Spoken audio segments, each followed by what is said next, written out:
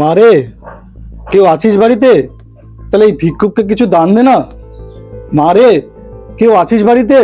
তাহলে এই ভিক্ষুককে কিছু দান দে না। আরে সাধু বাবা, আপনি বলেন আপনার কি সেবা করতে পারি? মা, তোকে দেখে মনে হচ্ছে তোর মন অনেক বড়। তুই পূজা পাঠ খুব করিস, ভগবানের দয়া তোর উপরে আছে। তাহলে কিছু দান দে না। আচ্ছা আপনি দাঁড়ান, আমি আপনার জন্য একটু ভিক্ষে নিয়ে আসছি। তোকে দেখে মনে হচ্ছে তোর শরীরে শয়তানের বাস আছে। দাঁড়া, কয়েকদিন থেকে আমারও ওরকম মনে হচ্ছে, আপনি কিছু একটা উপায় করে দিন না। আমি তোকে একটু জল ছিটা দিই, দেখবি তোর সব দোষ কেটে যাবে। আপনি এটা আমাকে কি জল দিলেন? আমার মাথা ঘোরাচ্ছে।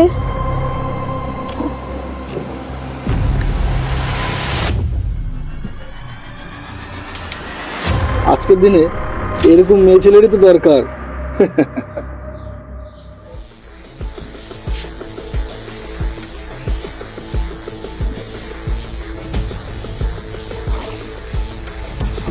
যাই দেখি আর একজনকে পাওয়া যায় নাকি।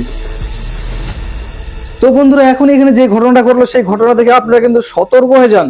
শিলিগুড়ি শহর সহ এবং আশেপাশে এলাকায় কিন্তু কিছুদিন ধরে এই সমস্ত ঘটনা ঘটে যাচ্ছে। হয়তো আপনারা নিউজে বা সোশ্যাল মিডিয়ায় জিনিসটা দেখেছেন। এরকমই একজন সাধু বাবা আপনার বাড়িতে আসবে, এসে বলবে আমি কিছুদিন ধরে খাই না, আমাকে কিছু খেতে দাও। যখন খাবার নিয়ে তার সামনে যাবেন, তখন ওই সাধু বাবা বলে বসবে, তোকে দেখে মনে হচ্ছে তোর শরীরে শয়তানের বাস আছে বা তোর সংসার ঠিক মতন চলছে না, দাঁড়া আমি তোর গায়ে একটু জল ছিটা দিই। ভুল করে এই কাজটা কিন্তু করতে দিবেন না। হতে পারে যে সেই জলটার মধ্যে কোনো একটা মেডিসিন, যে মেডিসিনটা আপনার নাকে মুখে গেলে আপনি হয়তো অজ্ঞান হয়ে যেতে পারেন। ওই সাধু বাবা আপনার সাথে একটা বাজে কাজও করতে পারে, বা আপনার ঘরে ঢুকে আপনার ঘরের জিনিসপত্র নিয়ে চুরি করে নিয়ে চলে যেতে পারে। যে জিনিসটা আমি এই ভিডিওর মাধ্যমে আপনাদের দেখাতে পারলাম। আশা করি বন্ধুরা ভিডিওর মাধ্যমে আপনাদের জিনিসটা বুঝাতে পেরেছি। ভিডিওটা দেখে এখনই আপনারা সতর্ক হন এবং ভিডিওটা শেয়ার করে আপনাদের প্রিয়জনকে সতর্ক করে রাখুন কিন্তু।